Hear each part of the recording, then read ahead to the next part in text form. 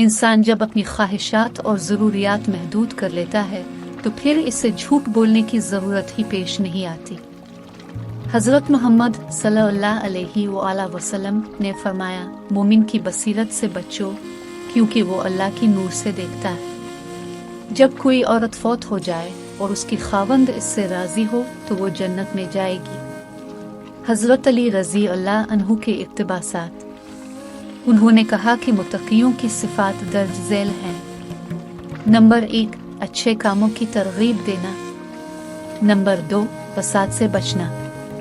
Number 3, आखिरत की इस्लाह और दुरुस्ती के बारे में सोचना। अल्लाह पाक का इरशाद है कि अगर मैं हुक्म देता कि कोई किसी को सजदा करे तो बीवी को हुक्म देता कि वो अपने खावंद को सजदा करे। अपनी कमाई को हलाल और पाक रखो, तुम्हारी दुआ कबूल होगी। हज़रत मोहम्मद सल्लल्लाहु अलैहि वसल्लम ने फरमाया, जिसने किसी के ऐब को छुपा दिया वो समझो कि इसने एक मरने वाले को जिंदा कर दिया।